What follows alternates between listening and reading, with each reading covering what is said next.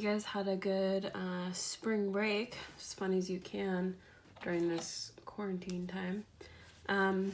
It is week 4 of the closure, and since I've been off for like a week, I just figure we go back and review a little bit. I'm gonna give you guys a test on Friday, which will be posted on Teams. It's just 10 questions, so you can see where you're at and I can see where you're at. So what I wanted to do is go over the exponent review that I posted. There was 21 questions. I'm not gonna do all 21 in here. I picked 6 problems that I thought I would kind of speak through. So if you've done the exponent review already, go ahead and get that work out and you can kind of check your answers. By the way, if I post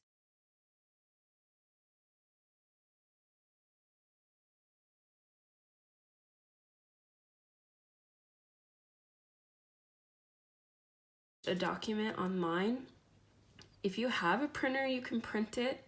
My printer doesn't work here, so what I've been doing is I just get a piece of paper and I work out the problems by hand, okay? So this is your exponent review.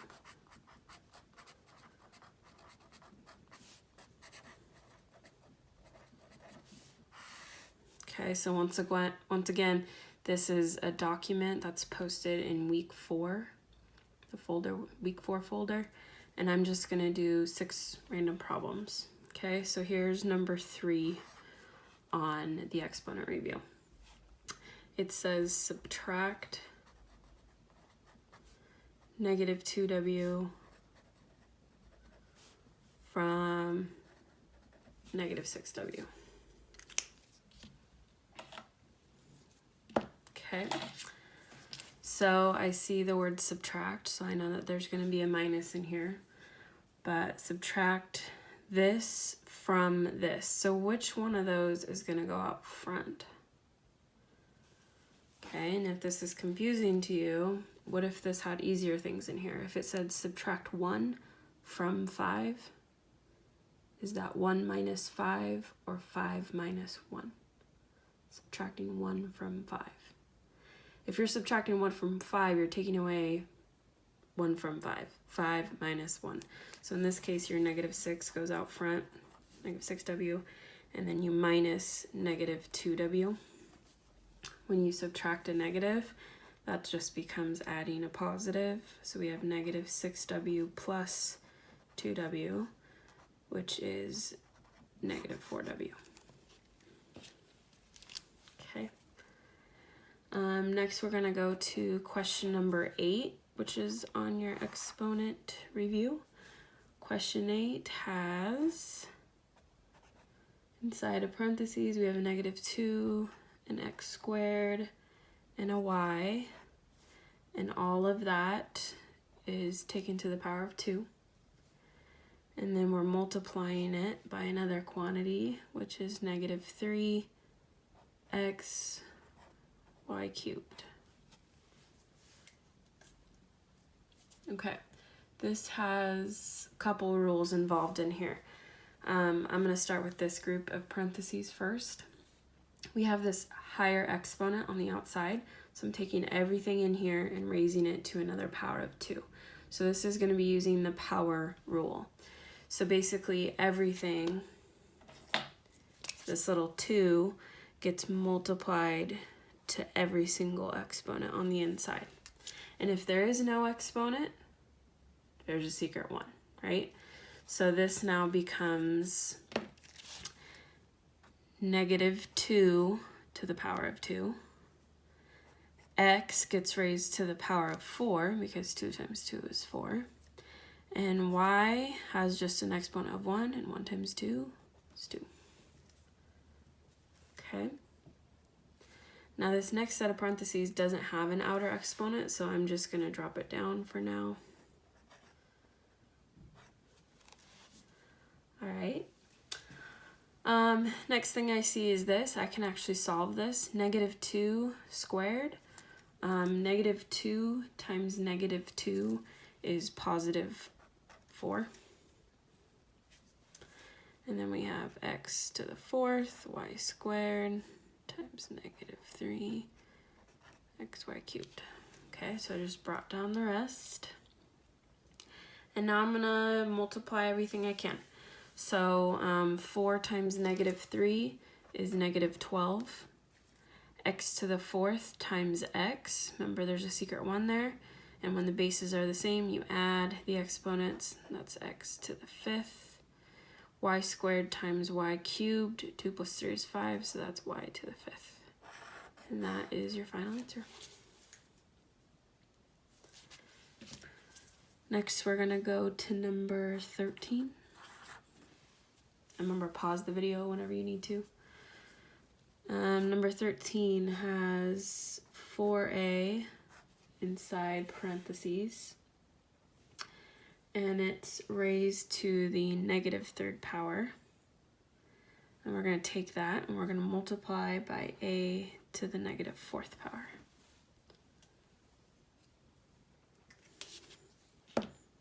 Okay.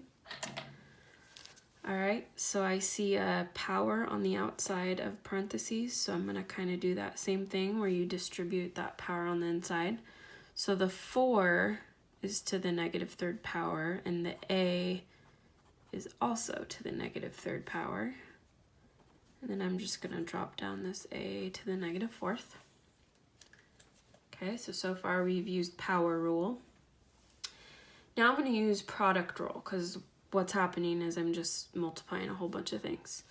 So 4 to the negative third power. We don't like negative exponents, and we can't leave it as a negative exponent. So I'm hoping you remember what to do. 4 to the negative third power is the same thing as 1 over 4 to the third power. Yeah? Okay.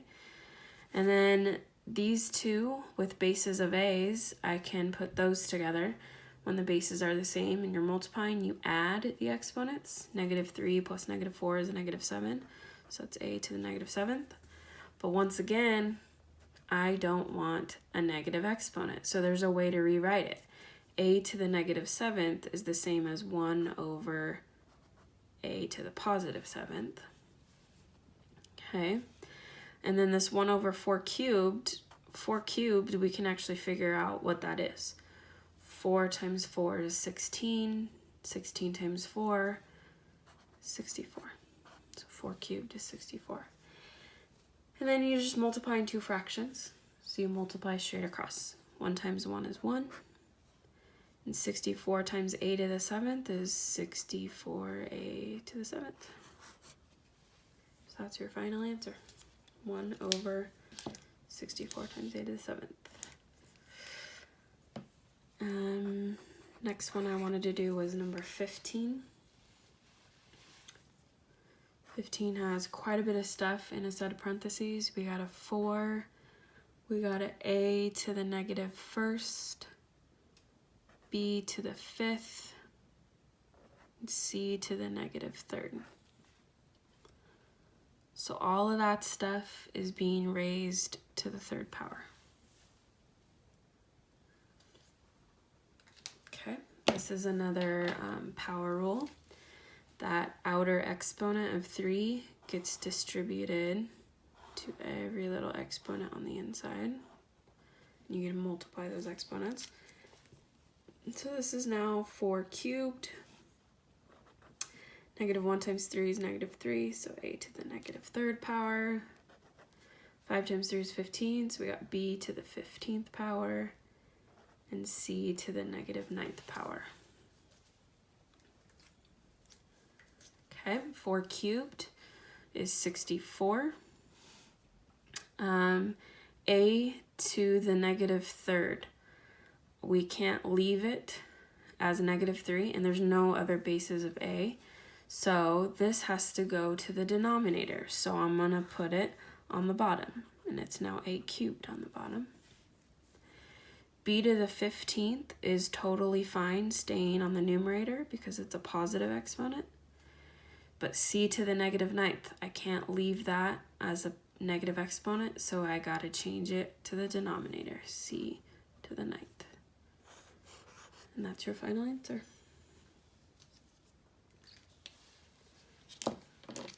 Okay, and we'll do 2 more. The last 2 I want to do are number 19 and number 20 on that review document. Okay, number 19, big old fraction bar. On top, we have the quantity 2 times y to the 5th, but all of that is being raised to the 4th power.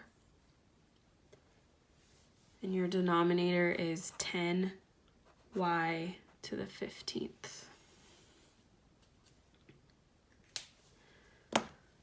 Okay, so let's just see if there's anything I can do on the numerator. So the numerator, we need to simplify that. That outer exponent of 4 needs to go towards the inside. We got to use power rule. So let's do that first.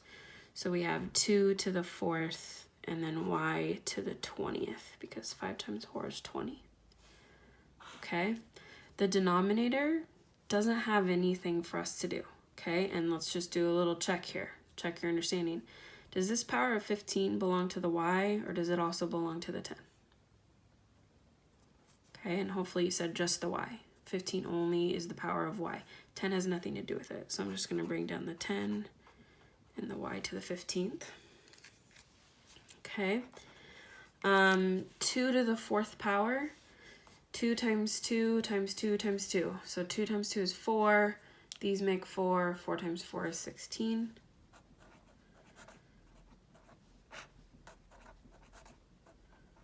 Okay, so I have 16y to the 20th over 10y to the 15th. So let's talk about just your kind of coefficients right here. 16 over 10. 16 divided by 10 is a decimal, and we don't really want that in this case. We'd rather just leave it as a fraction, or if it's a whole number, then cool. 16 over 10 can be simplified, and we always want to simplify. So 16 and 10 are both divisible by 2. 16 divided by 2 is 8. 10 divided by 2 is 5. So 16 tenths is the same thing as 8 fifths. Okay, and then next we can tackle this thing.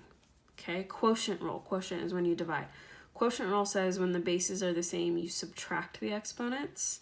So y to the 20th over y to the 15th, well, 20 minus 15 is 5, so we have y to the 5th power. And since it's positive 5, y to the positive 5th power, we leave it on the numerator. If it happened to be like y to the negative 5th, then you would move it to the denominator. But since it's positive, you keep it on top, and that's your final answer. And last one I wanted to go over was number 20.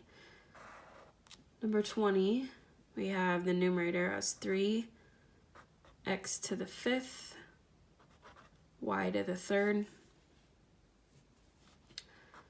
The denominator is x cubed, y to the 6th. But all of it, top and bottom, all of it is raised to the 4th power.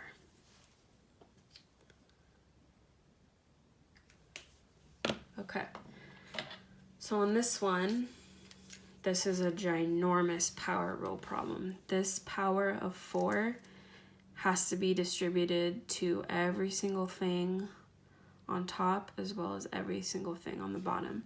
So that's going to be the first thing I do, is just kind of do this power rule.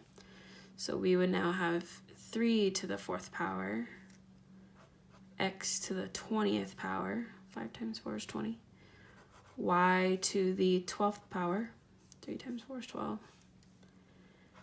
And now we also do the power rule down here. 3 times 4 is 12, so we have x to the 12th, and then y to the 24th power. Okay, so we have done power rule. Next, we're going to see if there's something I can simplify before doing quotient rule, and there is. I can do 3 to the 4th real quick. So 3 to the 4th is, what is it? 3 times 3 is 9. So these two would make 9. 9 times 9 is 81. So I would have 81. Okay. All right. And then I'm just going to drop everything down so we don't get confused here.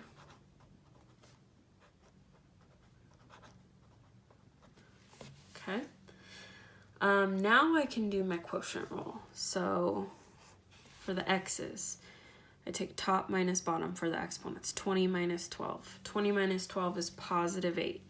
So that'd be 81x to the 8th. Since it's a positive power, I don't have to change it to the denominator. Okay? And then I have y to the 12th over y to the 24th. 12 minus 24 is a negative number. That's negative 12. So we could write it as y to the negative 12th, but I'm going to have to change that anyway. It's going to have to move to the denominator. So I'm just going to do that right now and make it y to the positive 12. And that's your final answer. Okay, so hopefully this was helpful. I'm not going to do the other problems like this on a video, but I'll post the answers and you guys can check your work. I'm also available on Zoom Thursday, April 16th, so 2 days from now, from 1 to 2 p.m. Okay, and I'll email you guys and text you guys that information. Okay, hopefully you're practicing. Thank you to those who are practicing. See ya.